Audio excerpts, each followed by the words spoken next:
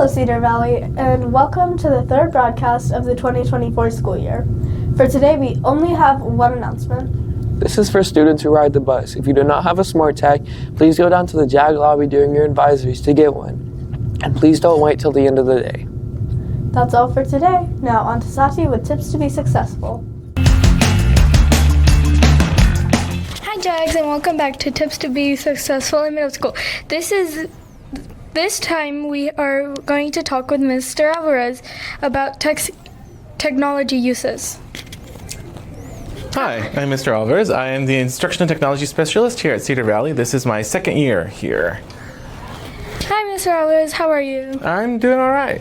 That's good. For the new sixth graders here in Cedar Valley, what would you say to help them how to handle their Chromebook properly? So first and foremost, I would make sure that you take your Chromebook home every day and charge it. And if you can remember to bring your charger, because the Chromebooks are getting older and you start noticing that the battery doesn't last as long as it used to when you were in elementary school, so that you have your charger here so it's ready to go. Don't put your Chromebook anywhere where you have your water bottle. That's been happening a lot lately, especially with the sixth graders. What else? Oh, and change your password. I'll be sending out a video to the sixth grade advisory teachers to show them how to easily change the password, because a lot of kids still have the password that they had since they were like in second grade, and we need to change that to make their account more secure. And for when students come to you to fix their Chromebook, what would you prefer them to do before they come?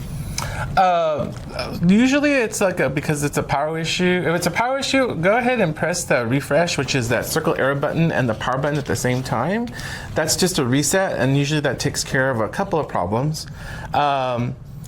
Make sure that you check if it's a charging problem, make sure that you check your charger. Sometimes your charger is not the problem, your computer's not the problem, but the charger is. So you want to make sure that the charger is working. And when you get here, make sure you fill out the form so that I keep track of the Chromebooks that need repair. So that way I have a list, or work down my list when I'm working, so I can see where I'm at. Okay, and do you have any other thing to add for the students to take good care for their Chromebook? Try to avoid going into tablet mode. I know that the Chromebook is designed for that, but the more you do that, it puts pressure on that hinge, and that's something I cannot fix. So if you've noticed, a lot of the kids will have this dangling hinge because they keep on going between tablet mode. And so if you have to for an assignment, of course, use it the way it's supposed to. But if you don't have to, go ahead and make sure just use it in regular laptop mode. So it doesn't put as much stress on that hinge, because once they break, we don't have any new ones, and I don't have any more Chromebooks. So what you get is what you have. What you have is what you have. Okay. Thank you. Now on to Addie with the help segment. Hey everyone, as the leaves begin to fall, so do our defenses against seasonal illnesses. With the flu season approaching, it's more important than ever to know how to protect ourselves. Today we are joined by Nurse Mina to help us understand the differences between flu, allergies, and the common cold, and give us tips on staying healthy this fall. Welcome back, Nurse Mina. Thank you for having me back. It's around this time of the year when the flu cases are increasing, as well as colds and also allergies. Let's start with the flu. What should we be aware of as the flu season begins? Flu season peaks between now and winter. It's caused by influenza viruses, and the symptoms are fever, chills, fatigue, body aches, and a coughing. It can hit you hard, and for those with weaker immune system, it can have pretty bad complications. What's the best way to prevent getting flu? Well, the most effective way is to get your flu shot. Every year, flu vaccine is updated with the most common strains of the virus, and a vaccine protects you, not only you, but those around you, by reducing the spread. And what about common colds? They can be similar to the flu, right?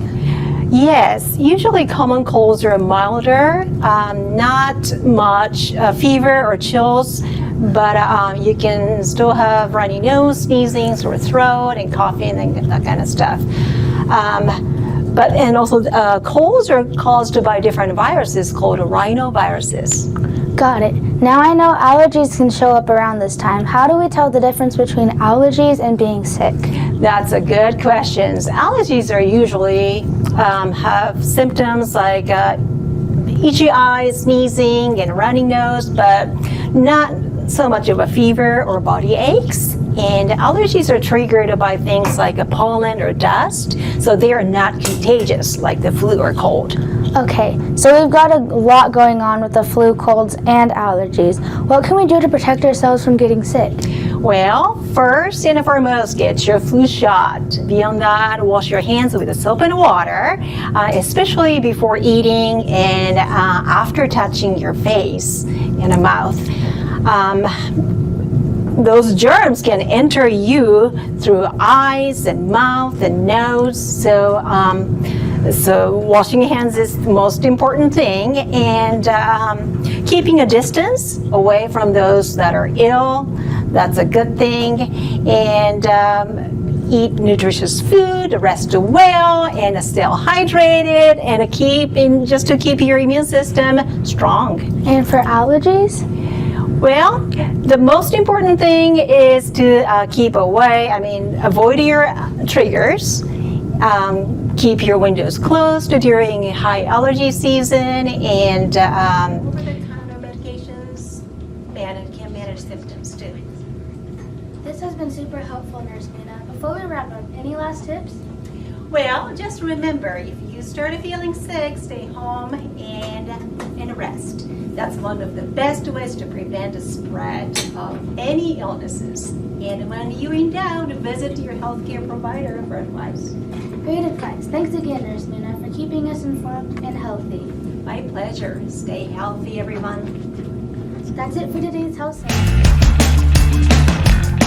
Hey Jags, my name is Steven. I'm here with more sports news.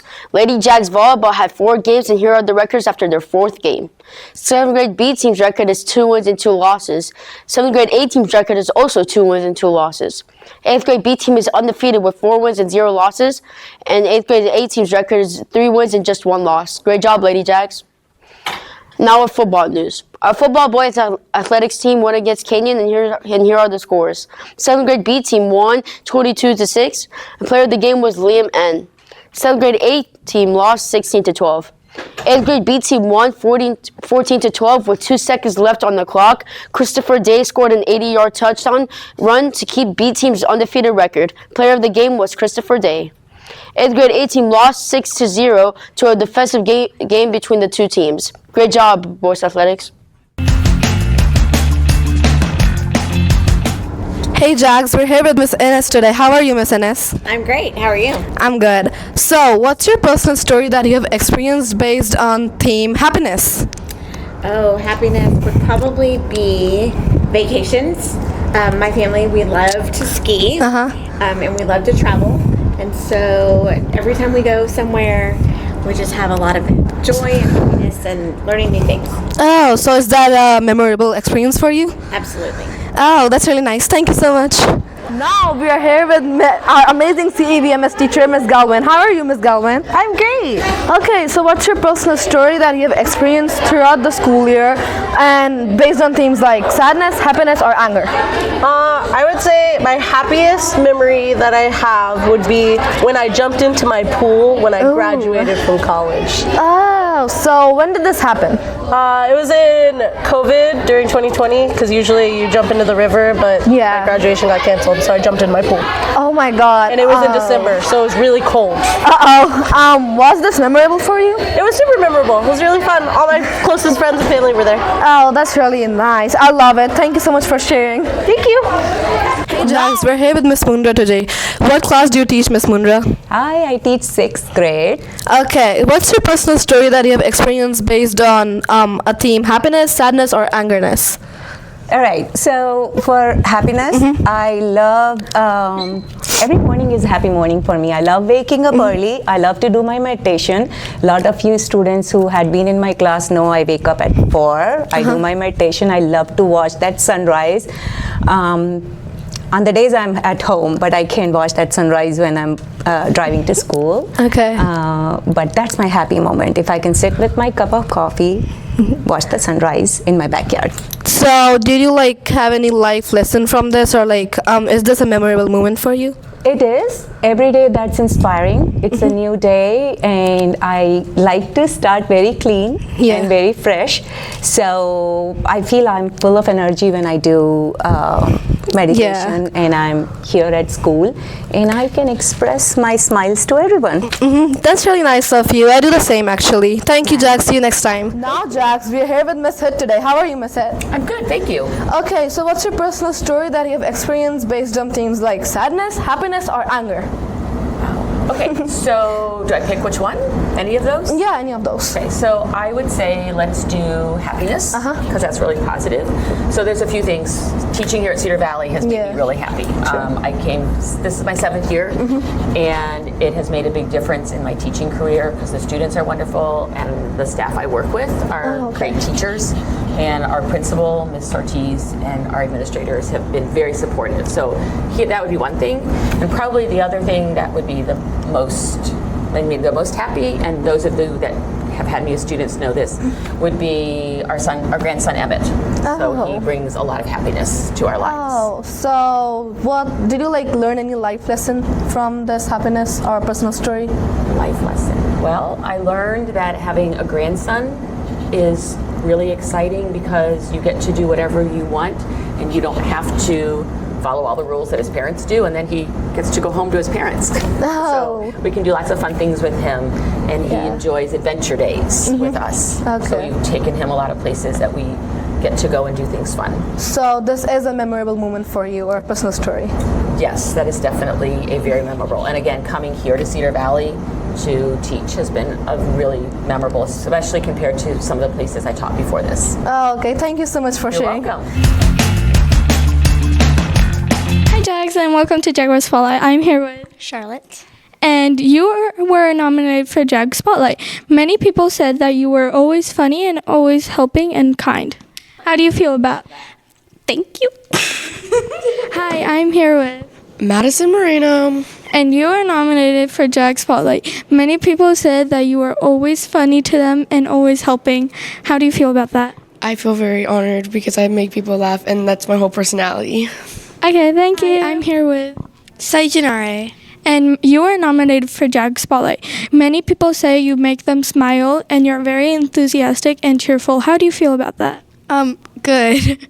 Okay, thank you. Thanks for watching. Go Jags!